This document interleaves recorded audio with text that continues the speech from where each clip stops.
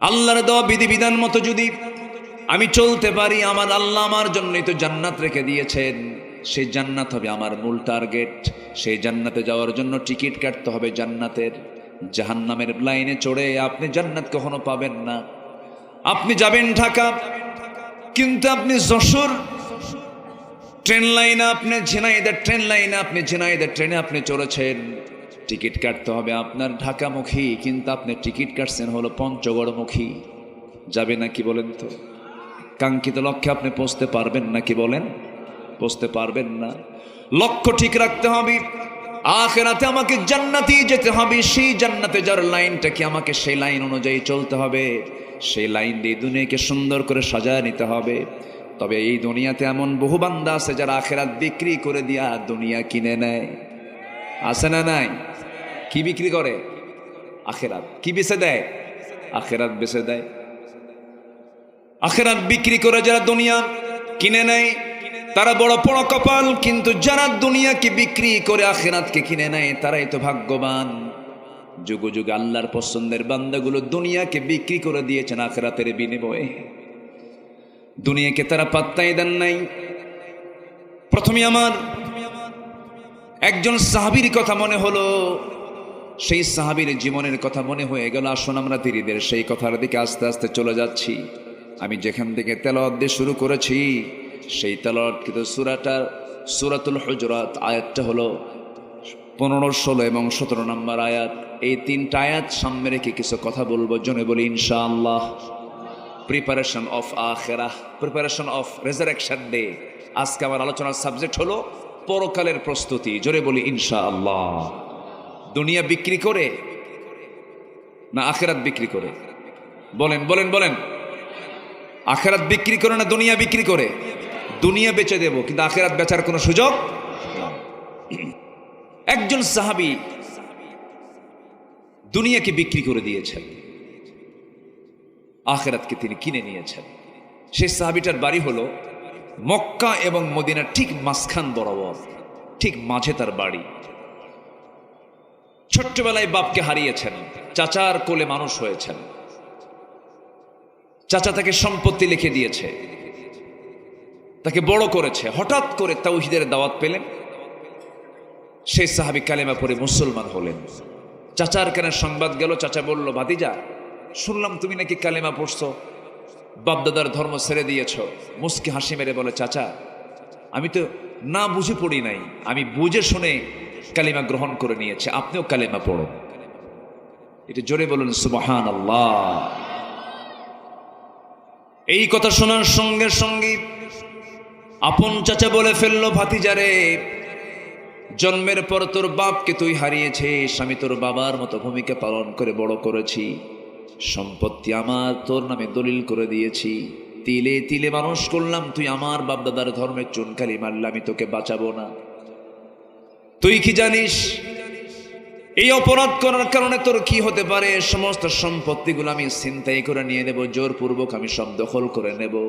মুস্কি হাসি মেরে সাহাবী বলে ফেলছেন, চাচা, জোর করবেন কেন? আমি আপোষে আপনার হাতে সমস্ত সম্পত্তি তুলে দিলাম। দুনিয়া বিক্রি করলেন কার কাছে? আখিরাতের কাছে। আখিরাতটা তিনি কিনে নিলেন, দুনিয়া বিক্রি করে দিলেন। চাচা বলল, তোর গায়ের জামাটা খুলে ফেল। গায়ের জামাও খুলে ফেললেন। শেষ পর্যন্ত থাপ্পড় মেরে জমিনে ফেলে দিয়া জোরপূর্বক তার লুঙ্গিটাও খুলে নেওয়া হলো, উলঙ্গ করে ঘর থেকে বের করে দেওয়া হলো। যাবেন কোথায়? দরজার কাছে গিয়ে মাকে ডাকে, মা, দরজা খুলো, আমি ইসলাম গ্রহণ করেছি। আমার চাচা আমার লুঙ্গি পর্যন্ত খুলে নিয়েছে, আমার দিকে তাকায়ও না। দেখো তো ঘরের মধ্যে কোনো কাপড় চোপড় আছে নাকি? ছোট্ট একটা চাদর হলো চলবে। ছোট্ট চাদর মা তারা দিকে দিল, মার চোখে পানি। সন্তানের হাতে চাদর যখন তুলে দিল, সেই চাদরটা গায়ের মধ্যে না নিয়ে শুধুমাত্র কোনোমাত্র সতরটা ডাকলেন, নাভি থেকে নিয়ে হাঁটু পর্যন্ত ডেকে ফেললেন। প্রচন্ড শীতকাল, গভীর রাত হয়ে গেছে। মাকে বলে, মা, এই পৃথিবীর কোনো দরবার আমার ভাল লাগে না, আমার দরবার ভাল লাগে আমার নবীর দরবার। নবীর দরবারের দিকে রওনা দিলাম, মা, আমার জন্য দোয়া করো। এই কথা বলে ঘর থেকে বের হলেন। আরবে 12 মাসের 2 মাস শীতকাল, 1 থেকে 2 মাস প্রচন্ড শীত পড়ে, সেই শীতটা আমার দেশেও পড়ে না, কনকনে শীত। সেই সময় শীত চলতেছিল। ওই সাহাবী করলেন কি, ঠান্ডার ভিতরে ওই গভীর রাত্রিতে রওনা করলেন। হাড় কাঁপানো শীতকে উপেক্ষা করে পায়ে হেঁটে হেঁটে চলে গেছেন মদিনা পর্যন্ত, নবীর ঘর পর্যন্ত পৌঁছে গেলেন। দরজায় গিয়ে যখন কড়া নাড়লেন, সেই সময় ফজর হয়ে গেছে। দরজায় ডাক দেওয়ার সঙ্গে সঙ্গে আমার নবজি দরজা খুলেই দেখেন একজন যুবক খালি গায়ে বস্ত্রহীন অবস্থায় সামনে দাঁড়ানো। আমার নবীজি কিচ্ছু প্রশ্ন করলেন না, দেখে মাত্রই ভিতরে চলে গেলেন। নিজের গায়ের সুন্দর, সবচেয়ে সুন্দর 2টা জুব্বা হাতের মধ্যে নিয়ে এসে যুবককে লক্ষ্য করে বলছেন, যুবক প্রচন্ড শীতের মধ্যে পড়েছ, জুব্বাটা আগে গায়ে দাও, এরপরে কথা হবে। জুব্বা তার হাতে তুলে দেওয়া হলো। জুব্বাটা পড়লেন সাহাবী। এবারে রাসূল বলছেন, ও যুবক তোমার কি হয়েছে বলো। এই সময় তুমি বস্ত্রহীন ভাবে উলঙ্গ দেহ নিয়ে, নগ্ন দেহ নিয়ে আমার সামনে হাজির হয়েছে, এর হাইতটা কি, এর কারণটা কি? যুবকটা বলতেছে, ইয়া রাসূলুল্লাহ, দুনিয়া বিক্রি করে আখিরাতটা কিনে নিয়েছি। জোরে কান সুবহানাল্লাহ। দুনিয়া বিক্রি করে দিয়েছি। ইয়া রাসূলুল্লাহ, আমার নবীজি এই কথা শোনা মাত্রই তিনি বললেন, ঘটনা কি হয়েছে বলো তো। সম্পূর্ণ ঘটনা খুলে বললেন। নবীজির চোখে পানি টলমল করে। আমার নবীজি বলছেন, ওরে আমার প্রিয় সাহাবী, তোর নামটা কি? আব্দুল উজ্জা। রাসূল বলছেন, না না, তোমার নাম হচ্ছে আব্দুল্লাহ। চিন্তা করো না, এই যে সুন্দর 2টা জুব্বা দিলাম, তোমার চাচা তোমাকে বস্ত্রহীন করেছে, আমি আমার গায়ের জুব্বা আমি তোমারে দিয়ে দিলাম। সাহাবী প্রচন্ড খুশি হলেন। আমার নবীজি বলছেন, ও সাহাবী, তুমি আমাকে কিছু বলতে চাও নাকি? এবার তিনি বলছেন, হুজুর আপনি আমার জন্য একটু দোয়া করে দেন। রাসূল এবার হাতটা উঁচু করে বলছে, আল্লাহ, আমার আব্দুল্লাহ জুলবাসাদাইনের রক্ত মাংস, তার জান তুমি আল্লাহ কাফের বেঈমানদের জন্য হারাম করে দাও। এই কথা বলার সঙ্গে সঙ্গে সাহাবীর মন খারাপ হয়ে গেল। সাহাবী বলছেন, ইয়া রাসূলুল্লাহ, আপনি আমার জন্য উল্টা দোয়া করলেন কেন? আমি তো শহীদ হয়ে আল্লাহর জান্নাতে যেতে চাই, কিন্তু আপনি আমার জন্য এমন দোয়া করেন আমি শহীদ হতে পারবো না। কাফের বেঈমানদের জন্য আমার জান মালকে আপনি হারাম ঘোষণা করে দিলেন কেন? রাসূল বলছেন, আব্দুল্লাহ রে, চিন্তা করো কেন? ওয়াইম্মা তাআলা ফিরাশিহি, তোমার মৃত্যু যদি বিছানায় হয়, জিহাদের তামান্না যদি লালন করো, শহীদের তামান্না যদি লালন করো, তোমার বিছানায় যদি মরণ হয়ে থাকে, তবু আল্লাহ রাব্বুল আলামিন তোমাকে শহীদের দরজা দিয়ে দিবেন। গত 5 আগস্ট পর্যন্ত যারা দেশের জন্য, জুলুম থেকে বাঁচার জন্য যারা জীবন দিয়েছে, ঈমান যদি থাকে তাহলে তারা কি? আস্তে কয় কেন? আরো জোরে। এটা নিয়ে ফতুয়াবাজি চলছে আমার দেশে। হ্যাঁ, চলছে। আমার দেশে কিছু ফতুয়ার মেশিন গান আছে, ফতুয়া সন্ত্রাসী কিছু আছে না নাই? আছে না নাই? ওরা বলে এটা কিসের শহীদ, অথচ আমার রাসূল বলেছেন, আগুনে পুড়ে মারা গেলে, পানিতে ডুবে মারা গেলে, বিদ্যুৎ স্পৃষ্ট হয়ে মারা গেলে, শুক্রবারে মারা গেলে, এই সমস্ত ব্যক্তিকে আল্লাহ তাআলা শহীদের দরজা দিয়ে দেন। তাহলে এই হালতে যদি মৃত্যু হলে সে যদি শহীদের দরজা পায়, শাহাদাতের তামান্না লালন করে যদি শহীদের মর্যাদা পায়, 18 কোটি তৌহিদি জনতাকে জুলুম থেকে মুক্ত করার জন্য একজন ইমানদার, একজন পরহেজগার যদি জানকে কোরবান করে দেয়, সে শহীদ কিনা প্রশ্ন তোলো।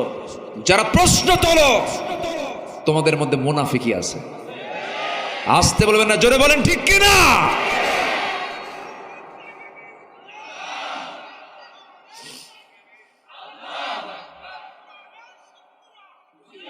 সম্মানিত ভাইয়েরা, সম্মানিত ভাইয়েরা, জীবন দেওয়া এত সহজ না, ঠিক কিনা বলেন? যত রক্ত লাগে দেব, প্রয়োজনে লোক পাঠাবো, আমি যাব না। এরকম লোক আছে না নাই? কিন্তু মুগ্ধ আবু সাইদ তা করেনি। মুগ্ধ বলেছে, পানি লাগবে ভাই? ইয়াং ছেলে, কি সুন্দর তার চেহারা। পানি লাগবে ভাই? কার পানি লাগবে? এই যে পানি। ওইদিকে আবু সাইদ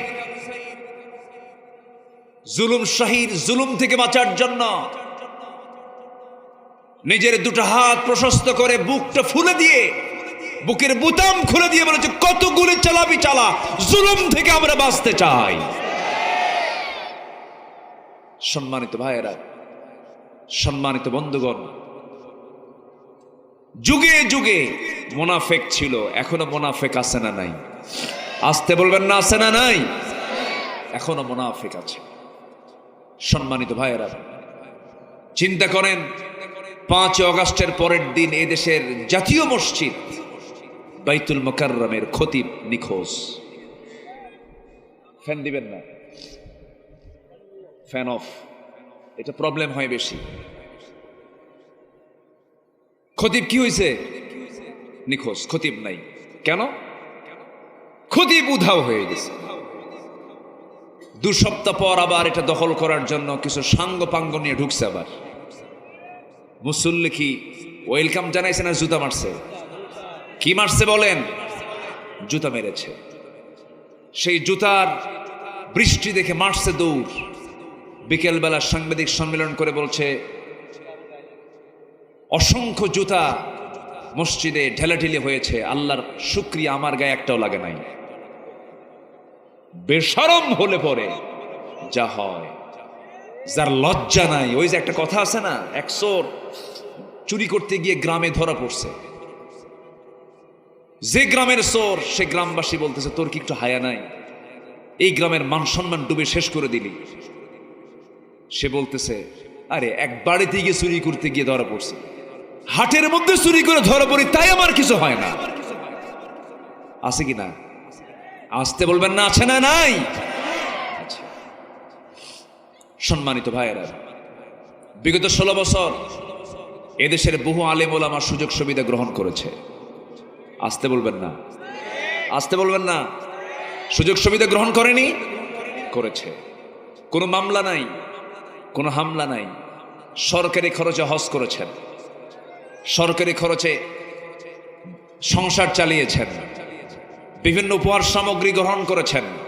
আর অপর দিকে 3 বেলা খাবার পাননি, জেলখানার সেলে থেকেছেন। বালিশগুলো কাঁদতে কাঁদতে ভিজে গেছে, জায়নামাজের সেজদায় পড়ে পড়ে জায়নামাজ ভিজে গেছে। এমনি বিজয়টা আসেনি। আল্লামা সাইদির যেদিন ইন্তেকাল হয়, বিকালবেলা যখন আমি শুনতে পেলাম উনি ইন্তেকাল করেছেন, শাহাদাত বরণ করেছেন, ওনাকে যখন ঢুকানো হলো হসপিটালে, সেই সময় তার মুখে ছিল শেষ কান্না না শেষ হাসি? বলেন, শেষ কান্না না শেষ হাসি? এই হাসি হলো 5 অগাস্টের পরের এই বিজয়ের হাসি, ঠিক কিনা?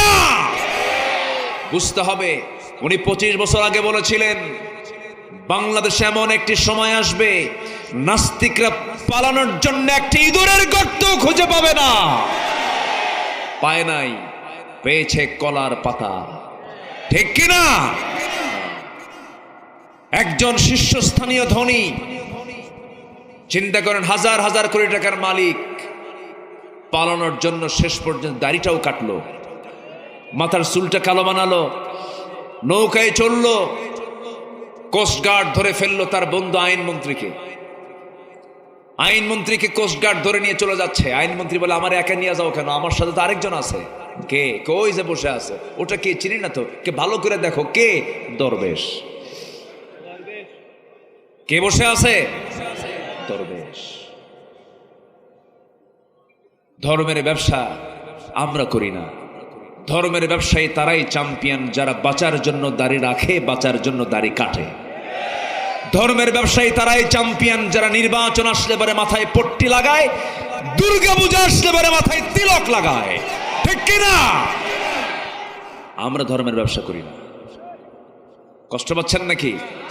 কথা বলবো, কথা বলে যাই, জোরে বলি ইনশাআল্লাহ। আমরা দুনিয়া বেচবো না আখিরাত বেচবো? দুনিয়া যাক, আখিরাত বিক্রি করার কোনো সুযোগ, কারণ দুনিয়াটা ক্ষণকাল যাবে একভাবে। আমার বন্ধুগণ, আমার নবীজি বললেন, ওরে আব্দুল্লাহ, চিন্তা করো না, যাও, আমি তোমার জন্য দোয়া করে দিলাম। বিছানায় মরণ হলে পরও তোমার শহীদের মর্যাদা আল্লাহ রাব্বুল আলামিন দিয়ে দিবেন। চলে গেলেন তিনি, আহলে সুফার সদস্য হয়ে গেলেন। কোরআন তার সামনে আসলো। সব সাহাবীর কোরআন তেলাওয়াত একরকম, এই সাহাবীর কোরআন তেলাওয়াতটা ভিন্ন রকম। হাউমা করে কান্দেন আর তেলাওয়াত করেন, হাউমা করে কান্দেন আর তেলাওয়াত করেন। নবীর কাছে রিপোর্ট জমা হলো, হুজুর নতুন একজন আপনার সাহাবী এসেছে, খুব চিৎকার করে করে কোরআন পড়ে। রাসূল বলছেন, কে? আব্দুল্লাহ। আমার নবীজি কেঁদে কেঁদে বলছেন, সাহাবীরা রে, আমার আব্দুল্লাহর তেলাওয়াতে বাধা দিও না, কারণ আমার আব্দুল্লাহর দিন গ্রহণ করতে নিয়ে এই দুনিয়া বিক্রি করে সেই ঈমানটা গ্রহণ করেছে। জোরে কোন সুবহানাল্লাহ। এটাই হলো আখিরাতের প্রস্তুতি। আমার নবীজি মদিনার মসজিদ থেকে একটা যুদ্ধের ডাক চলে এলো, রাসূল চলে গেলেন যুদ্ধের ময়দানে। সেই যুদ্ধের ময়দানে আব্দুল্লাহ সেই যুদ্ধে শামিল হয়েছিলেন। যুদ্ধ শেষ হলো, নবীজি মদিনার দিকে রওনা দিয়েছেন। মদিনায় পৌঁছার একটু আগ দিয়ে নবীর কানে সংবাদ আসলো, হুজুর আপনার সেই প্রিয় সাহাবী আব্দুল্লাহ দারুণ অসুস্থ হয়েছে। রাসূল বললেন, সর্বোচ্চটুকু দিয়া তোমরা তার সেবা করো, চিকিৎসা করো। সেদিন সাহাবে কেরাম অনেক চেষ্টা করলেন, কিন্তু শেষ পর্যন্ত হলো না। আব্দুল্লাহর ইন্তেকাল হয়ে গেল। নবীর কানে সংবাদ চলে এলো। রাসূল বলছেন, সাহাবীরা কেন আসছো, কি জন্য আসছো? বলো, হুজুর আমরা আব্দুল্লাহকে বাঁচাতে পারলাম না, আব্দুল্লাহ মারা গেছে। আমার নবীজির কান্না বন্ধ হয় না। নবীজি কাঁদতে কাঁদতে বলছেন, সাহাবীরা রে, গোসলের বন্দোবস্ত করো, কাফনের কাপড়টা পরায়া দাও। আজকে আমার প্রিয় সাহাবী আব্দুল্লাহর জানাজার দায়িত্ব আমি কাউরে দেব না, আমি রাসূল নিজে তার জানাজার ইমামতি করব। জোরে বলি সুবহানাল্লাহ। আমার নবীজি জানাজার প্রস্তুতি নিয়ে নিলেন, জানাজায় দাঁড়ায় গেলেন। জানাজা শুরু হয়ে গেল। জানাজা রাসূল পড়াচ্ছেন, নবীর চোখ দিয়ে টপ টপ করে পানি পড়ছে, তার জন্য দোয়া করছেন। জানাজা সম্পন্ন হওয়ার পর রাসূল বলছেন, সাহাবীরা রে, আমার আব্দুল্লাহর কবরটা কোথায় খনন করেছে? হুজুর ওই যে দুই পাহাড়ের চিপায় মাঝখানে।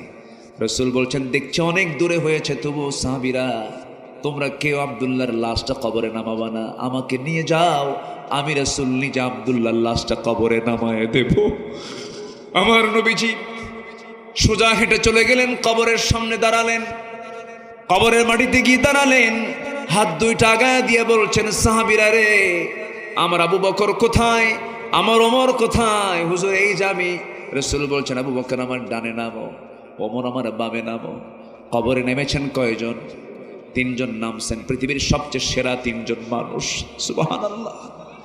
একদিকে আবু বকর, আরেক দিকে আমার মাঝখানে আমার রাসূল।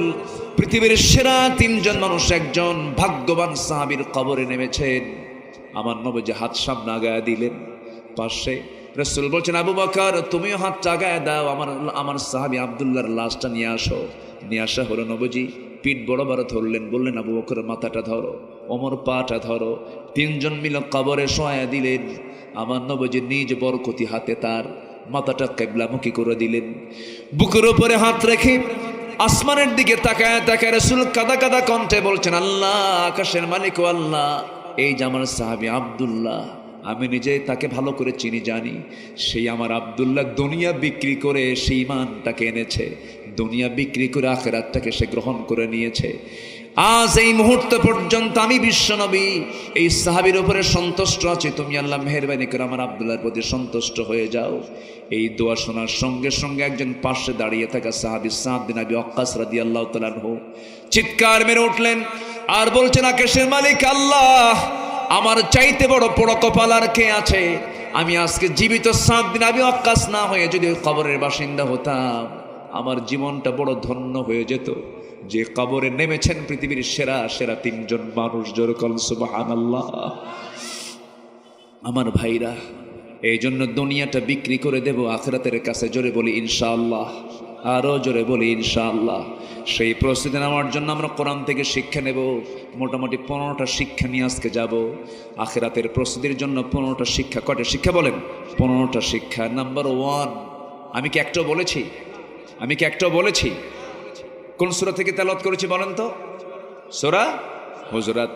নাম্বার 1 হলো আল্লাহ রাব্বুল আলামিন সূরা হুজরাতের 15 নম্বর আয়াতে বলছেন, ইন্নামাল মুমিনুনাল্লাযীনা আমানু বিল্লাহি ওয়া রাসূলিহি ثم لم يرتابوا وجاهدوا বিআমওয়ালিহিম ওয়া আনফুসিহিম ফি সাবিলিল্লাহ উলাইকা হুমুস সাদিকুন। জোরে বলুন আল্লাহু আকবার। নাম্বার 1 হলো আখিরাতের জন্য যে প্রস্তুতি নেওয়া দরকার। নাম্বার 1 হলো আল্লাহ এবং নবীর প্রতি দ্বিধাহীন ঈমান আনতে হবে, জান মাল দিয়ে জিহাদ করতে হবে। এটা হচ্ছে 1 নম্বর কন্ডিশন। ঈমান আনবো আমরা আল্লাহর প্রতি সন্দেহ করে না দ্বিধাহীন ভাবে। বলেন সন্দেহ না সন্দেহ মুক্ত, সংশয় না সংশয় মুক্ত, সন্দেহ না সন্দেহ মুক্ত। এটা কে বলছেন? কে বলছেন? আল্লাহ বলছেন। 2-1 করে উঠতেছে, আমি মনে শেষ করে দিলে ভালো হয়। হ্যাঁ ওঠে কেন? ও অনেক সময় বসেছিল, আমি কষ্ট দেব না, আর একটু সময় বসেন। যে একটু বসেন, একটু বসেন। আল্লাহ তুমি সবার প্রতি রহমত নাজিল করো। জোরে বলি আমিন, আরো জোরে আমিন। সম্মানিত ভাইয়েরা, এত বড় মাহফিল যারা আসছেন, মাহফিল কমিটিকে আপনাকে আসা যাওয়ার ভাড়া দিয়েছে? না। আপনাকে যাওয়ার সময় কি কেউ কিছু খাওয়ায় দেবে? তাও না। নিজের অর্থ খরচ করে, সময় ব্যয় করে এই যে আসছেন, এটাই ওই জালিমদের সহ্য হয় না। ওরা কোটি কোটি টাকা খরচ করে, জন প্রতি হাজার হাজার টাকা খরচ করে, জনসভায় লোক নাই, ভাড়া করেও লোক পায় না, কিন্তু কোরআনের মাহফিলে সবাই নিজের অর্থ খরচ করে আসে। এটাই হচ্ছে ওদের জ্বালার কারণ। সম্মানিত ভাইয়েরা, আমার মন বলে এই দেশের মাটি ইসলামের জন্য উর্বর হয়ে যাবে ইনশাআল্লাহ। আমার মন বলছে এটা। এই জমিনটা উর্বর হয়েছে, শহীদের রক্ত এই জমিনে আছে না নাই? আসতে বলবেন না, আছে না নাই? আমার বিশ্বাস খুব বেশি দিন দূরে নয়, এই বাংলার জমিনে টুডে এন্ড টুমরো পূর্ব দিগন্তে ইসলামের রক্তিম সূর্য উদয় হবে। জোরে বলি ইনশাআল্লাহ। সেই রক্তিম সূর্য উদয় হওয়ার জন্য, সেই দিনকে বিজয়ী করার জন্য যদি প্রয়োজনে মাঠে নামতে হয়, রাজি আছেন? জান দিতে হয়, রাজি আছেন? মাল দিতে হয়, রাজি আছেন? সম্পত্তি ছাড়তে হয়, রাজি আছেন? যারা যারা রাজি আছেন আল্লাহকে সাক্ষী রেখে দেখায় দেন কারা কারা রাজি আছেন।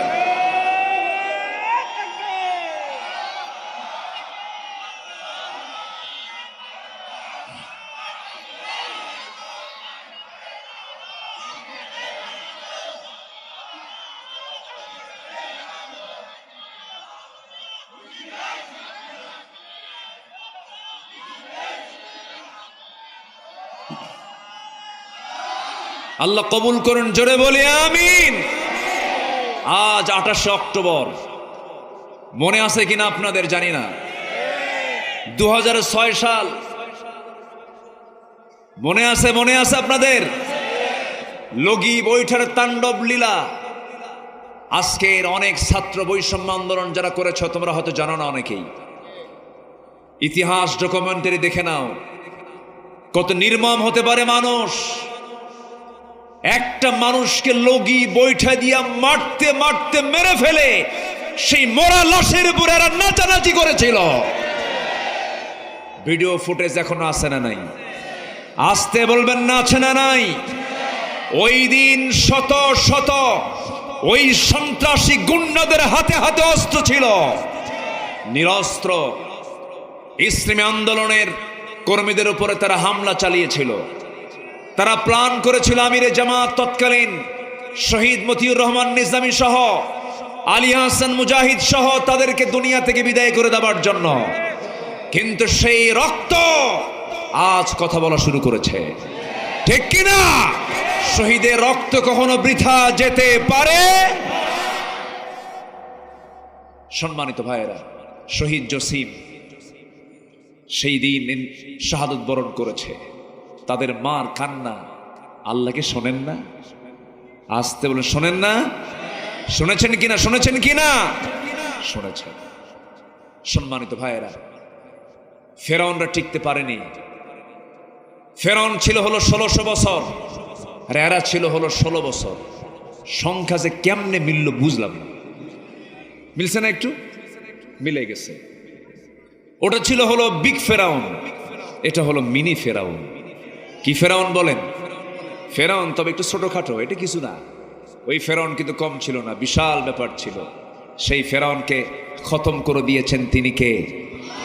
মুসাকে রাস্তা পার করে দিয়েছেন তিনি কে? মুসা দরিয়া পার হয়েছেন, আর ফেরাউন গিয়ে দরিয়ায় ধরা পড়েছে। একই দরিয়া পার হয়েছেন ইমানদাররা, সাহায্য করেছেন কে? আর সেই দরিয়া পার হতে নিয়ে কে ধরা খাইল? কে ধরা খাইছে? ফেরাউন ধরা খেয়েছে, কারণ তার পথটা ছিল রাইট না রং? রং ছিল। আমার বন্ধুগণ, আখিরাতের প্রস্তুতি পর্ব চলছে। আমরা কেমন করে প্রস্তুতি নিয়ে নেব? নাম্বার 1 হলো দ্বিধাহীন চিত্ত, আমরা আল্লাহকে মানবো, রাসূলকে মানবো। নাম্বার 2 হলো তাকওয়াটা অর্জন করব আমরা। অনেক লম্বা লম্বা ব্যাখ্যামূলক কথা ছিল, অনেক রাত হয়েছে, আস্তে আস্তে করে পয়েন্টগুলো শেষ করে শেষের দিকে আস্তে আস্তে যাব। মায়ের আছে তো নাকি? মায়ের আছে? বলি আলহামদুলিল্লাহ। মায়েরা মাহফিলে পর্দা মানে, মাহফিলে যখন আসে বোরকা পরেন, মাহফিলে যখন আসেন সুন্দর করে কাপড় চোপড় ঢেকে ঢুকে চলে আসেন। কিন্তু বিয়ার দিন গায়ে বোরকা থাকে নাকি? ঈদের দিন বোরকা থাকে নাকি? বিয়ার দিন থাকে না, ঈদের দিন থাকে না, আর কিসের দিন থাকে না? হ্যাঁ, যখন মার্কেটে চলে যায়, মার্কেটে যাওয়ার সময় বোরকা পরা লাগে না। আমার মায়েরা, আজকের মাহফিলে যারা আসছেন, পরকালকে চিন্তা করুন। জাহান্নাম থেকে যদি বাঁচতে চান, আপনার সুন্দর যে চামড়াটা আছে, সুন্দর যে চেহারাটা আছে, এই সতরটা আপনাকে ঢাকতে হবে। দুনিয়া ঢাকবেন, আল্লাহ রাব্বুল আলামিন জাহান্নাম থেকে আপনার জন্য জান্নাতটা খুলে দিবেন। আমার মায়ের একটু মনোযোগ দিয়ে কতগুলো শুনবেন। নাম্বার 1 হলো আল্লাহ রাসূলকে দ্বিধাহীন চিত্তে বিশ্বাস করতে হবে। আল্লাহর জমিনে দিন কায়েমের জন্য জানমাল দিয়ে জিহাদ করতে হবে। নাম্বার 2 হলো তাকওয়াটা অর্জন করতে হবে। তাকওয়া মানে হলো বেঁচে থাকা, হারাম থেকে বাঁচতে হবে, গুনাহ থেকে বাঁচতে হবে। তাআওয়ানু আলাল বিররি ওয়াত তাকওয়া ওয়ালা তাআওয়ানু আলাল ইসমি ওয়াল উদওয়ান। নাম্বার 3 হলো ন্যায় প্রতিষ্ঠা, সদাচার করতে হবে। নাম্বার 4 হলো দিনের সঠিক ইলম অর্জন করতে হবে। এটা সবচাইতে বড় জরুরি বিষয়। এক শয়তান কখনো শিক্ষিত মানুষকে সহজে ঠকাতে পারে না, শয়তান ধরে মূর্খকে। কিন্তু শয়তান কখনো কোরআনের জ্ঞানে জ্ঞানবান বান্দাকে কখনো ফিতনায় ফেলতে পারে না। হেরে যায়, জ্ঞানের কাছে সবাই হেরে যায়। জ্ঞান হলো পাওয়ার। জ্ঞান কি? শক্তি। এই শক্তির কাছে পৃথিবীর কোনো শক্তি টিকতে পারে না। সেই জ্ঞান হলো ওহীর জ্ঞান, সেই জ্ঞান হলো কোরআনের জ্ঞান। সেই জ্ঞান নিজে অর্জন করতে হবে, সন্তানকেও শেখাতে হবে। সন্তানকে চোখ বন্ধ করে মাদ্রাসায় দিবেন। কোথায় দিবেন বলেন? স্কুলে দিয়ে বহু গার্জিয়ান ভুল করে ফেলছে। বেশ কিছু মুরব্বী ঢাকার জুমার মসজিদে মাঝে মাঝে খুতবা দেই। ডাক্তারের বাবা, ইঞ্জিনিয়ারের বাবা, সচিবের বাবা, এই সমস্ত বড় বড় অফিসারদের বাপরে সেই ডুকরে ডুকরে কান্দের, বলে হুজুর জীবনে বড় ভুল করেছি, সন্তানগুলোকে আলেম বানাই নাই, সন্তানগুলোকে কোরআন শেখাই নাই। এই বুড়া বয়সে সন্তানরা আমাকে দেখার সময় পায় না, আমার খেদমতের সময় পায় না। আমার বন্ধুগণ, যে সন্তান তার বাবাকে বুড়াকালে বৃদ্ধাশ্রমে রেখে আসে, সেবা করার সময় পায় না, ওই সন্তানটা সৎ সন্তান না অসৎ সন্তান, যোগ্য না অযোগ্য সন্তান, অযোগ্য সন্তান। আল্লাহর কসম করে বলবো আমি, পৃথিবীর কোনো বৃদ্ধাশ্রমে পাবেন না যে কোনো বৃদ্ধাশ্রমে কোনো আলেমের বাবা আছে, কোন হাফেজের বাবা আছে, কোথাও পাবেন না। আপনি আল্লাহর কসম করে বলি আমি। কিন্তু ওই সমস্ত বৃদ্ধাশ্রমে কোন বাবাগুলোকে রেখে আসে, কোন সন্তানরা কোন বাবাকে রেখে আসে, যে সন্তানগুলোর সিনার মধ্যে কোরআনটা ওঠে নাই। ঠিক কিনা? অতএব সন্তানকে দেখাতে হবে কার ভয়? সন্তানদের দেখাতে হবে আখিরাতের ভয়, আখিরাতের চিন্তা সন্তানকে ভালো করতে পারে। সন্তানকে সেই শিক্ষায় দিবেন। জোরে বলি ইনশাআল্লাহ, জোরে বলি ইনশাআল্লাহ। শিক্ষা নিয়ে কাজ শুরু করেছি আমি ব্যক্তিগতভাবেও, দোয়া করবেন। আমি বহুদিনের লালিত একটা স্বপ্ন ছিল, শিক্ষা প্রতিষ্ঠান গড়ব। কিন্তু গড়ব কেমনে? আমরা গড়তে চাই, ওরা ভাঙতে চায়। ঠিক কিনা বলেন? আমরা গড়তে চাই, ওরা ভাঙতে চাই। বহু স্কুল, তার বহু মাদ্রাসা তারা বন্ধ করে দিয়েছিল। মাদ্রাসাকে তারা জঙ্গি প্রজনন কেন্দ্র হিসেবে ঘোষণা করেছিল। তারা ট্রান্সজেন্ডারকে চালু করতে চেয়েছিল। এই বছরের শুরুতে শিক্ষকদেরকে ট্রেনিং এর নামে ব্যাঙের ডাক, হাঁসের ডাক শেখানো হয়েছিল। ঠিক কিনা? আমরা সময় পেয়েছি, এখন আমরা জাতিকে গড়ব। শিক্ষায় যদি আপনার সন্তানকে যদি গড়ে তুলতে পারেন, শিক্ষার বিপ্লব দিয়েই এটি জাতীয় বিপ্লব অর্জন করা সম্ভব হবে। ঠিক কিনা? আল্লাহ কবুল করুন, জোরে বলি আমিন, আরো জোরে আমিন। আমরা বিভিন্ন কারিকুলাম সিলেবাস আমরা শিক্ষা মন্ত্রণালয়ে আমরা দিচ্ছি, আমরা পরামর্শ দিচ্ছি। আল্লাহ কবুল করুন, জোরে বলি আল্লাহুম্মা আমিন, আরো জোরে আল্লাহুম্মা আমিন। নাম্বার 5 হলো নেক আমল করতে হবে, কম না বেশি। নেক আমল ছাড়া আমার হাতে ক্ষমতাও দিবেন না কে? আজকে কে দিবেন না? কে দিবেন না? নেক আমল হলে ক্ষমতা আমার হাতে দিয়ে দিবেন কে? আল্লাহ দিবেন। ওয়াদাল্লাহুল্লাযীনা আমানু মিনকুম ওয়া আমিলুস সালিহাত লা ইস্তাখলিফান্নাহুম ফিল আরদ। আল্লাহু আকবার বলেন। এইজন্য নেক আমলটা করব আমরা, জোরে বলি ইনশাআল্লাহ। নাম্বার 6 হলো ধৈর্য ধরবো। কি ধরবো বলেন? ধৈর্য। মাহফিলে আসা আগে না ধৈর্য আগে? চাচা বসেন বসেন বসেন,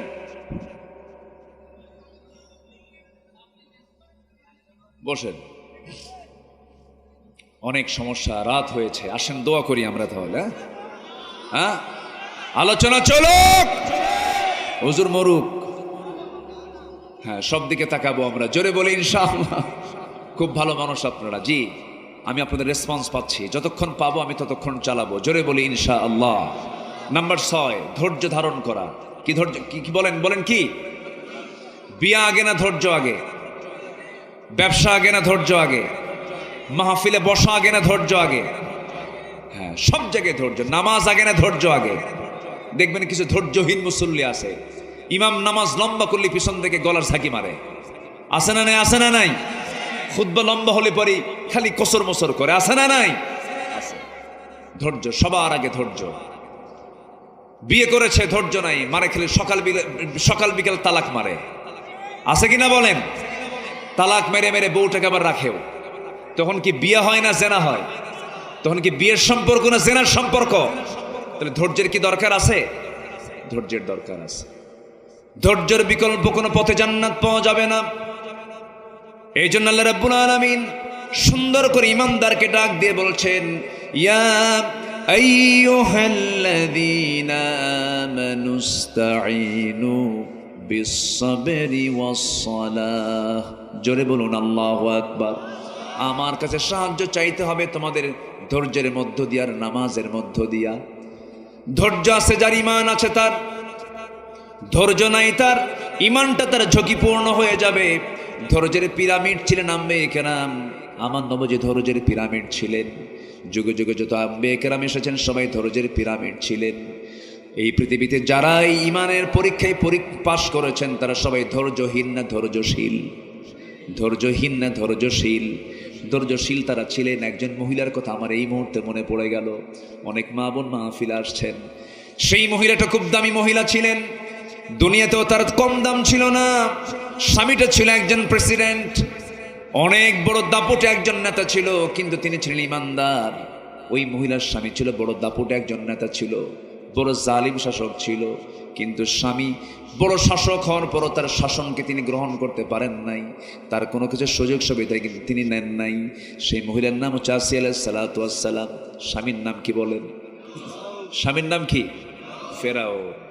এই ফেরাউনকে তিনি পেয়েছিলেন, কিন্তু ফেরাউন শাসক হলেও সে ছিল কি সৎ শাসক না জালিম শাসক? সৎ না জালিম? জালিম শাসক ছিল। তো সেই যুগের পয়গম্বর ছিলেন মুসা আলাইহিস সালাতু ওয়াস সালাম। মুসার দাওয়াত চলে গেছে একদম ফেরাউনের বাড়ি পর্যন্ত। আল্লাহু আকবার বলেন। একদম হেড অফিস। কোথায় বলেন তো? কোথায়? Head office. আসিয়া আলাইহিস সালাতু ওয়াস সালাম কালিমা গ্রহণ করলেন। কালিমার নিউজটা যখন ফেরাউনের কানে চলে গেল, ফেরাউন বলল, আসিয়া কি যেন শুনলাম, এটা কি সত্যি? আসিয়া বলছেন, আমার যৌবন আপনার কাছে, আপনার যৌবন আমার কাছে। আমি আপনার স্ত্রী, আপনি আমার স্বামী। আমি সত্য বুঝে পেয়েছি, আপনিও সত্য বুঝে দিনটা গ্রহণ করেন। ফেরাউন কয়, আসিয়া আমিও জানি মুসা সত্য, মুসার দিন সত্য, আখিরাত সত্য, কিন্তু ঘটনা প্রকাশ করা যাবে না। এরকম লোক এখনো আছে না নাই? এখনো আছে না নাই? কোনটা হক দল, বাতিলরা কিন্তু ভালো চেনে, ঠিক কিনা? 5 অগাস্টের 7 দিন আগেও না, মাত্র 5 থেকে 6 দিন আগে একটা দলকে এই দেশে নিষিদ্ধ করা হয়েছিল। মনে আছে আপনাদের? মনে আছে? এই দেশে কি দল কি খুঁজে খুঁজে একটাই, না আরো দল আছে? আরো দল আছে না নাই? ইসলামী দলের গ্রুপই আছে প্রায় 51টা ইসলামী দল, 51টা ইসলামী দল বিভিন্ন গ্রুপে গ্রুপে ভাগ হয়ে প্রায় 51টা। আরো তো দুনিয়ার দল আছে। এতগুলো দলের মধ্যে তারা খুঁজে পেয়েছে ব্যান করার জন্য, নিষিদ্ধ করার জন্য কয়টা? একটা। ওরা কিন্তু হক চিনে, ওরা বোঝে কোনটা হক। আল্লাহর কি তারা নিষিদ্ধ করেছিল, তার 7 দিনও পার হয় নাই। ইসলামকে যারা যুগে যুগে নিষিদ্ধ করতে গিয়েছে তারাই নিষিদ্ধ হয়ে গেছে। ইসলাম ছিল, আছে, থাকবে। তাহলে এখন বুঝে নেন, হক দল একমাত্র হক দল, উত্তম দল সেটাই যেই দলের দিকে বাতিল শক্তির বদনজর পড়ে বেশি। কথা ক্লিয়ার? কথা ক্লিয়ার? বোঝা যায় তো আমার কথা নাকি? জোরে বলি আলহামদুলিল্লাহ, জোরে বলি আলহামদুলিল্লাহ। সম্মানিত ভাইয়েরা, আসসালাম বলেন, আমার স্বামী আপনি জানেন, বুঝেন, সবকিছু মানেন, তো আপনি বলতে কি সমস্যা? দেখো আমার চেয়ারটা তো আছে, আমি যদি এটাকে মেনে নেই তাহলে তো আমার চেয়ার থাকবে না, আমার নেতৃত্ব থাকবে না, আমার কর্তৃত্ব থাকবে না। অতএব আসিয়া, তুমি আমার পরিবারের মানুষ, আমার সন্তানের মা, তুমি আমার স্ত্রী, তুমি আমার কথা ফলো করো। মুসার দিন তুমি গ্রহণ করতে যেও না, রসুলকে মানতে যেও না, নবীকে মানতে যেও না, আমি বড় বিপদে পড়ে যাব। খুব চেষ্টা করতেছে ফেরাউন, কারণ বইয়ের দিকে সবার টান আছে না নাই? আসতে বলবেন না, আছে না নাই? বউকে ভয় লাগে না একটু? আস্তে আস্তে কয়, বউকে ভয় লাগে না? এই ভয় লাগে না? হ্যাঁ, বউরে ভয় না করলে সংসার হবে? ও তো বিশাল বড় দারোগা বউ।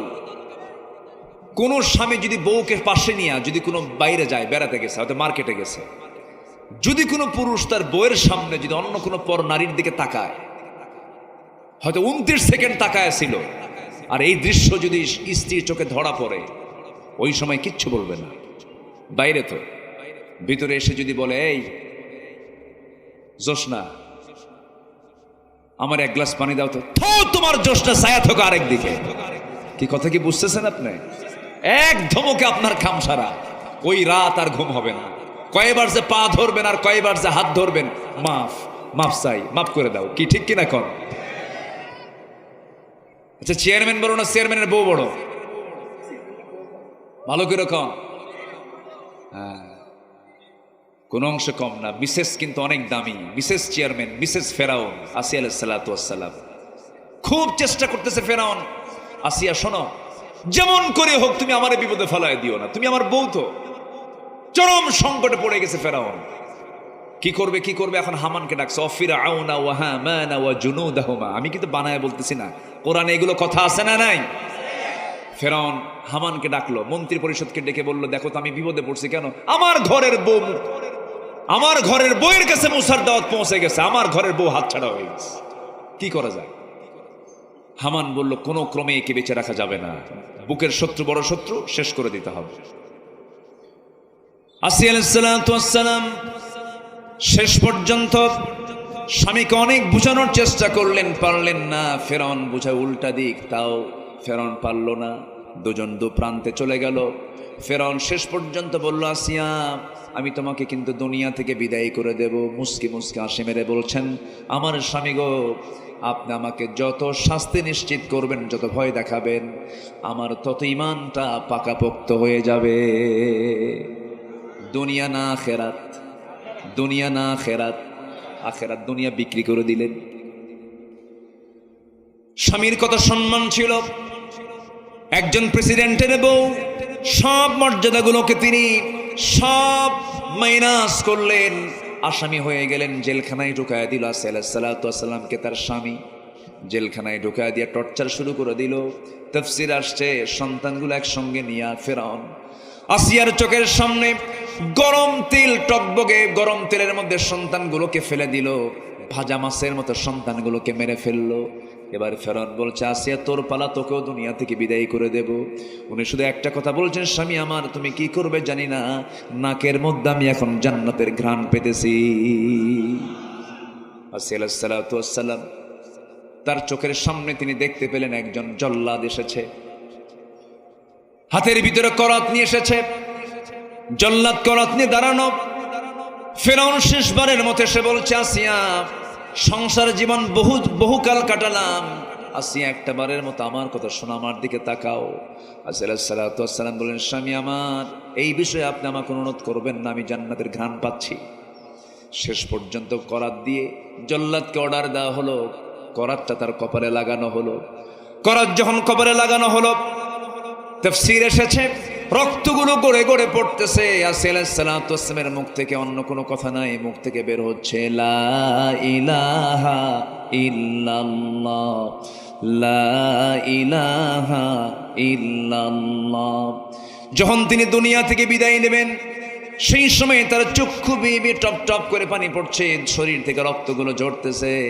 এই সময় তিনি চক্ষু বন্ধ করে আকাশের মালিককে সুন্দর করে একটা ডাক দিয়ে তিনি দোয়া করছেন। সেই দোয়াটা আল্লাহ রাব্বুল আলামিন 4000 বছর পরে নাজিল হওয়া কোরআন, 4 বছর আগে মুসা আলাইহিস সালাম এসেছিলেন, 4000 বছর পরে কোরআন নাজিল হলো। সেই কোরআনের ভিতরে আল্লাহ তাআলা সেই আসিয়ার দোয়াটা কোরআনে কোট করে দিয়েছেন। জোরে বলি সুবহানাল্লাহ। কার দোয়া? আসিয়ার দোয়া। তিনি কি দোয়া করছিলেন? তিনি দোয়া করছেন, রব্বি বিনিলি ইনদাকা বাইতান ফিল জান্নাতি ওয়া নাজ্জিনি মিন ফিরআউনা ওয়া আমালিহি। আয় আল্লাহ তাআলা, আমি তোমার কাছে চাই তুমি আমাকে একটা মাত্র ঘর দিবা, সেই ঘর জান্নাতের মধ্যে, সেই ঘরটা দিয়ে দিবা। আমি বড় কোনো জান্নাত চাই না, আমি মাত্র একটা ঘর চাই, সেই ঘরটা আমি চাই ও আল্লাহ তোমার ঘরের দেওয়ালের সাথে। জোরে কোন সুবহানাল্লাহ। কার ঘরের দেওয়ালের সাথে? আল্লাহর ঘরের দেওয়ালের সাথে। আল্লাহ আমি তোমার প্রতিবেশী হতে চাই, তোমার ঘরের সঙ্গে আমার একটা ঘর বানায় দাও। ফেরাউন থেকে তুমি আমাকে বাঁচায় দাও, এই বিপদ থেকে তুমি আমাকে রক্ষা করো।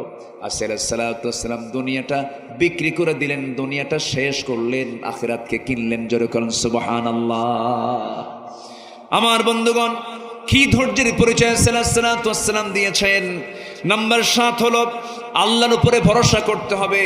যে বান্দার আল্লাহর প্রতি পূর্ণ ভরসা আছে, তার কোনো হতাশা কখনো আসবে না। কারণ আল্লাহ রাব্বুল আলামিন বলেন, ওয়া মান ইয়াতাওয়াক্কাল আলাল্লাহি ফাহুয়া হাসবুহ। যে ব্যক্তির ভরসা আল্লাহর উপরে আছে, তার জন্য কেউ না, আল্লাহ যথেষ্ট। জোরে বলি সুবহানাল্লাহ। নাম্বার 8 হলো দুনিয়াবি ভোগ বিলাসী নিমগ্ন না হয়ে আখিরাতের আবাসকে মূল লক্ষ্য হিসেবে গ্রহণ করতে হবে। দুনিয়াটা মায়া মরিচিকা। যুবকরা, বিয়ে করছো তুমি, সুন্দর বউটা ঘরে পাইছো, বাচ্চা একটা ফুটফুটে হয়েছে। হঠাৎ করে ঝিনাইদার মোড় থেকে হরিণাকুণ্ড আসার পথে অনেক রাস্তার মোড় আছে, দেখলাম রাস্তার এমন মোড় আছে ব্রেক মারা কঠিন। হঠাৎ করে এক মোড়ের মধ্যে হুন্ডা প্যাঁচ লাগায়া তুমি খাদে পড়ে মারা গেলা। তুমি দুনিয়া থেকে বিদায় নিলে, সুন্দরী বউ তোমার ঘরের ভিতরে হাউমাউ করে কাঁদতে কাঁদতে পাগলের মতো হয়ে গেছে, সেন্সলেস হয়ে যাবে। 2 দিন 3 দিন কাঁদবে, সন্তানটা এতিম হয়ে থাকবে। 1 মাস পর সন্তানের ওই স্মৃতি তোমার সব মুছে যাবে, তোমার বউটা ভুলে যাবে, কান্নাকাটির পরিমাণটা কমে যাবে। 1 মাস পর সেই তোমার প্রাণ প্রিয় বউটা তোমার হাসি মুখ থেকে বের হতে থাকবে। 3 মাস চলে যাবে, মোটামুটি সব স্মৃতি ভুলে যাবে। শ্বশুর বাড়ির লোকজন তোমার বউকে নিয়ে চলে যাবে। শ্বশুর বাড়ির লোকজন তোমার বউকে নিয়ে যাওয়ার পরে 6 মাস 7 মাস বাড়িতে রাখার পরে নতুন একটা জামাই খুঁজে তোমার বউটাকে বিয়ে দেবে। বিয়ে দেওয়ার পরে নতুন স্বামীর ঘর যখন করবে, স্বামীকে নতুন স্বামী পাওয়ার পর তোমার ওই বউটার মুখ থেকে বের হবে, আমার আব্বা ভালো সিদ্ধান্ত নিয়েছেন আপনি, কারণ আগের স্বামীর চাইতেই স্বামী আরো ভালো। ঠিক কিনা বলেন? এই তো দুনিয়া। কোনো ভালোবাসা, এগুলো মায়া মরিচিকা। কেউ আমার আপন না। যা কিছু করতেছি সব আমার পরের জন্য করছি। সন্তান সব দখল করে ফেলবে, আমার প্রজন্ম সব দখল করে ফেলবে। যা কিছু থাকবে সেটা হলো দুনিয়া না আখিরাত। কি থাকবে বলেন? কি থাকবে? আখিরাতটাই থেকে যাবে। আল্লাহ রাব্বুল আলামিন বলছেন, ওয়ালাল আখিরাতু খায়রুল লাকা মিনাল الأولى والآخرة خير وأبقى জোরে বলুন আল্লাহু আকবার। নাম্বার 9 হলো নিজকে বাঁচাতে হবে, পরিবারকে জাহান্নাম থেকে বাঁচাতে হবে। জাহান্নাম থেকে বাঁচানোর কি কাজ, সেই কাজগুলো আমাদের করতে হবে, প্রস্তুতি নিতে হবে। কু আনফুসাকুম ওয়া আহলিকুম নারা, নিজে বাঁচো, পরিবারকে জাহান্নাম থেকে বাঁচানোর চেষ্টা করো। নাম্বার 10 হলো তওবা করা। কি করা বলেন? আস্তে কয় কি করা? কার কাছে? আস্তে বলবেন না, কার কাছে? আল্লাহ। তওবা করলে গুনাহ থাকে না। আল্লাহু আকবার বলেন, আরো জোরে আল্লাহু আকবার। তওবা করলে কি থাকে না? গুনাহ থাকে না। থানায় আমার নামটা কালো তালিকায় আছে, আমি ভালো হয়ে গেছি, কিন্তু কালো তালিকা থেকে আমার নাম কিন্তু কাটা যায় না। থানায় যদি কারো নাম একবার কালো তালিকায় ওঠে, মৃত্যু পর্যন্ত এই নামটা তার কালো তালিকায় থেকে যায় ভালো হওয়ার পরেও। কিন্তু আমার আল্লাহ বলেন, বান্দারে তোর নামের তালিকায় যদি জাহান্নামে থেকে যায়, জাহান্নামের তালিকায় নামটা থাকে, কিন্তু তুই যদি তওবার মতো তওবা করে আমার পথে ফিরে আসিস, জাহান্নামের তালিকা থেকে তোর নামটা মুছে ফেলে দিয়ে আমি আল্লাহ রহমান রহিম তোর নামটা আমি জান্নাতের তালিকায় তুলে দেই। এটা কার দয়া? আসতে বলবেন না, কার দয়া? গুনাহ বান্দার হতেই পারে, কোন বান্দার গুনাহ নাই বলেন? সব বান্দারই গুনাহ আছে। গুনাহ তো বান্দার যোগ্যতা, বান্দা গুনাহ করবে এটা তার যোগ্যতা। ফেরেশতার গুনাহ করার কোনো যোগ্যতা নাই। বান্দা গুনাহ হয়ে যাবে, কিন্তু বান্দা গুনাহ করার সঙ্গে সঙ্গে অনুতপ্ত হয়ে যাবে, আল্লাহ গুনাহটা করে ফেলছে, আল্লাহ তুমি আমারে মাফ করে দাও। গুনাহ করার সঙ্গে সঙ্গে যদি বান্দা তওবা করে বলে, আল্লাহ এই গুনার জীবনে করব না, আমারে মাফ করে দাও, আপনার চাইতে দেরি আল্লাহর দিতে দেরি নাই। জোরে কোন সুবহানাল্লাহ। আমার ভাইরা, একজন মহিলা সাহাবীর কথা মনে হয়ে গেল আমার এই মুহূর্তে। বলবো একজন মহিলা সাহাবী কিন্তু আমার নবীর কাছে দৌড় মেরে এসে বলছেন, ইয়া রাসূলুল্লাহ আমার ঘুম হয় না, বড় টেনশনে আছি। কি টেনশন বলো? হুজুর আমি জিনা করে ফেলেছি। রাসূল বলেন, না তুমি জিনা করো না। না হুজুর আমি জিনা করে ফেলেছি। না তুমি জিনা করো না। হুজুর আমি জিনা করে ফেলছি। পরপর 3টা বার বললেন, রাসূল মানা করলেন। এরপরও তিনি বলছেন, হুজুর আপনি আমাকে বাঁচাতে চান দুনিয়ার শাস্তি থেকে, কিন্তু আমি বাঁচতে চাই আখিরাতের শাস্তি থেকে। আমি জিনা করেছি। রাসূল বললেন, জিনা যে করেছো সন্তান পেটে আসছে নাকি? হুজুর সন্তান পেটে চলে আসছে, মিন্স বন্ধ হয়ে গেছে। যাও সন্তান ডেলিভারি হয়ে চলে আসো। হুজুর বাঁচবো তার গ্যারান্টি কি? গ্যারান্টি নাই, তোমার জন্য দোয়া করে দিলাম। মহিলা চলে গেলেন। সন্তান ডেলিভারি হওয়ার আগ পর্যন্ত সেজদায় পড়ে পড়ে কাঁদেন, চোখের পানি ফেলে ফেলে কাঁদেন। এক পর্যায়ে 9টা মাস পার হলো, সন্তান ডেলিভারি হলো। কিতাবের মধ্যে আসছি 2 দিন পরে নয়, 3 দিন পরে নয়, মাত্র 1টা দিন পর নবীর দরবারে এসে বলছে, হুজুর সন্তান ডেলিভারি হলো, আপনি আমার উপর আইনটা কার্যকর করে দেন। রাসূল বলছেন, মহিলা সন্তান তো ডেলিভারি হয়েছে, সন্তানটা জীবিত না মৃত? সন্তান তো জীবিত রেখে আসছি। রাসূল বলেন, হাউলাইনি কামিলাইন, কোনো কথা নাই, সন্তানকে 2টা বছর দুধ তোমাকে খাওয়াতে হবে, কারণ তোমার স্তনে আছে সন্তানের হক, যাও দুধ খাওয়াও। হুজুর বাঁচবো তার গ্যারান্টি কি? আমি গ্যারান্টি দিতে পারবো না, তবে তোমার জন্য দোয়া করে দিলাম, আমি যাও চলে যাও। মহিলা চলে গেলেন। সন্তান ডেলিভারি হওয়ার পরে সন্তানকে আবার দুধ লালন পালন করলেন, দুধ খাওয়ালেন। 2 বছর নয় 6 মাসের মাথায় সন্তানের টোটালি দুধ বন্ধ করে দিলেন। টোটালি দুধ বন্ধ করে অন্য খাবারের প্র্যাকটিস গড়ে তুলে সন্তানকে এবার 3 দিন, 3য় দিনের মতো সন্তানকে কোলে করে নিয়ে নবীর সামনে হাজির হয়ে বলছেন, হুজুর এবার দিয়ে আমি 3 বার আসলাম শাস্তি নেবার জন্য, আমার উপরে শাস্তি কার্যকর হোক, এটা আমি চাই। আপনি আমাকে আজকে আর ফেরত দিবেন না। আমার বুকের স্তন ছাড়াও দুধ ছাড়াও সন্তানটা বাঁচবে এমন ব্যবস্থা আমি করে দিয়েছি, অন্য খাবার কে বাঁচতে পারবে? আমার নবীজির সামনে হাতটা গায়ে দিলেন, সন্তানটা কোলের মধ্যে উঠায় নিয়ে সাহাবে কেরামকে বলছেন, সাহাবীরা এই যে সন্তান আমার হাতে দেখতেছো, এই সন্তানের যে লালন পালনের দায়িত্ব গ্রহণ করবে আমি রাসূল এবং ওই সাহাবী জান্নাতের মধ্যে এই 2 নখের দূরত্ব অবস্থান করব। কয়েকজন দৌড় মারলেন, সন্তান একজন হাতে তুলে দিলেন। রাসূল বলছেন, যাও মহিলাকে নিয়ে যাও, উন্মুক্ত মরু প্রান্তরে বুক পর্যন্ত পুঁতে রেখে পাথর মেরে তাকে শেষ করে দাও। কার বিধান? আসতে বলবেন না, কার বিধান? নবীজি হুকুম দিচ্ছেন, কিন্তু নবীজির চোখ বেয়ে বেয়ে টপ টপ করে পানি পড়ছে। উম্মতের প্রতি আমার নবীর দরদ কম না বেশি? আসতে বলবেন, খুব কম না খুব বেশি? খুব বেশি দরদ। কাল হাসরের ময়দানে সবাই বলবে নাফসি নাফসি, শুধু একটা মাত্র ব্যক্তি বলবেন উম্মতি উম্মতি। সব মানুষ সমস্ত নবী সমস্ত মানুষ সব বলবে নাফসি নাফসি, আমার নবী একটা বড় নাফসি নাফসি বলবেন না, বলবেন আমার নবী উম্মতি উম্মতি। আমার নবীজি বলছেন এই মহিলাকে নিয়ে যাও, উন্মুক্ত মরু প্রান্তরে বুক পর্যন্ত পুঁতে রেখে পাথর মারো। নবীজি হুকুম দেন, নবীজি চোখের পানি ফেলে ফেলে কাঁদেন। সাহাবে কেরাম ধরে নিয়ে চলে গেলেন, বোরকা পড়ায়া দিয়া বুক পর্যন্ত পুঁতে রেখে পাথর যখন মারতেছিলেন, সাইয়েদনা আলী পাথর মারতেছিলেন, সেই সময় ওই মহিলার রক্ত কিছু এসে আলীর হাতে লাগলো। রক্ত লাগার সঙ্গে সঙ্গে তিনি নাসিকা কুঞ্চিত করলেন। আমার নবীর সামনে এসে বলছেন, ইয়া রাসূলুল্লাহ, আমরা যখন পাথর মারছিলাম ওই মহিলার কিছু নাপাক রক্ত এসে আমার হাতে লেগেছিল। নাসিকা কুঞ্চিত করলেন, ভর্ৎসনা করছেন। রাসূল বলছেন, আলী তুমি কার রক্তকে নাপাক রক্ত বলো? তুমি কোন মহিলাকে ভর্ৎসনা করছো? তুমি কি জানো ওই মহিলার রক্ত জমিনে পড়ার আগে আল্লাহ পাক তাকে জান্নাতের মেহমান বানায় নিয়েছেন। তৌবা বলেন, কি বলেন, কি তৌবা। আমার নবীজি বলেন, আলী যা বলেছো বলেছ, মহিলার জানাজার আয়োজন করো, আমি জানাজা পড়ায় দেব। রাসূল জানাজা পড়ালেন।